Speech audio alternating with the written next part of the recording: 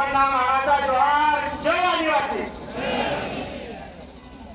अखंड आदिवासी समाजाचे प्रेरणास्थान क्रांतीसूर्य बिरसा मुंडा, राघोजी भांगरे, नाट्या कामकरे, राजेंद्र दुर्गावती यांना नमन करून या महाराष्ट्राचे आराध्य दैवत छत्रपती शिवाजी महाराज यांना कोटी कोटी नमन करून आपल्या संविधानाचे शिल्पकार परमपूज्य डॉक्टर बाबासाहेब आंबेडकर यांनी आपल्या संविधानिक मार्गाने आपण हे आंदोलन उभं केलं आणि आज आपण या ठिकाणी बसलोय.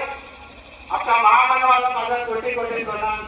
आणि या ठिकाणी मंचावर उपस्थित आदिवासी समाजाचे आपले 3 योद्धे यांना सुद्धा मानाचा जोहार. आणि माझ्या तमाम आदिवासी बंधू भगिनी, शेतमजूर, शेत कामगार, युवती विद्यार्थी मित्रांनो, आपण गेल्या 1 तारखेपासून हे आंदोलन चालू केलं.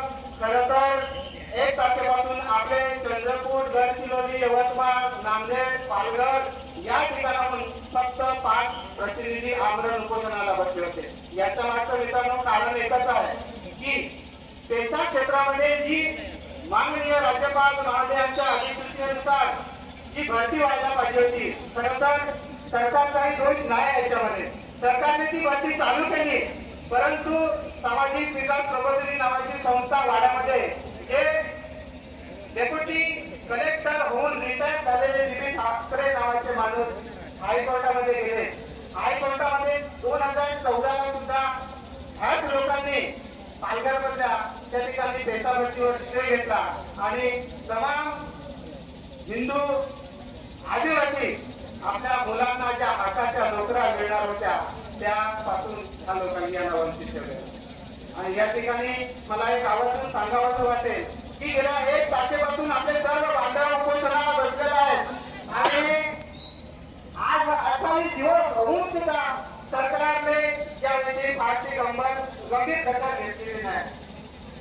मागे काही दिवसामध्ये आदरणीय फडणवीस साहेब, शिंदे साहेब, अजितदादा या ठिकाणी नाशिकमध्ये येऊन गेले. आम्हाला खात्री होती की आमच्या भावना, आमच्या वेदना त्यांच्यापर्यंत पोहोचतील, परंतु एक सकारात्मक गोष्ट घडली की आदरणीय देवेंद्रजींनी भाषणामध्ये सांगितलं, यवतमाळचं भाषण असेल किंवा नाशिकचं त्यांचं भाषण असेल, त्या भाषणामध्ये त्यांनी सांगितलं की आमचं महायुती सरकार हे आदिवासी बांधवांच्या पाठीचे आहे. काही झालं तरी देशावरती होणार म्हणजे होणार.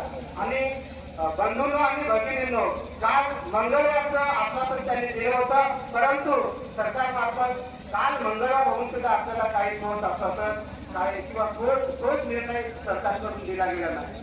आपल्यामध्ये निराशा पडली आणि म्हणून आजचा मोर्चा आहे ही आपली आदिवासी समाजाची ताकद आपण सरकारला दाखवली पाहिजे. मित्रांनो, हा प्रश्न केवळ आजचा नाही, पेशा भरती गेल्या 10 वर्षापासून रखडलेला आहे. आज जर पेशा भरतीचा मार्ग निकाली काढला सरकारने तर हे सरकार आदिवासींचा प्रश्न सोडवेल.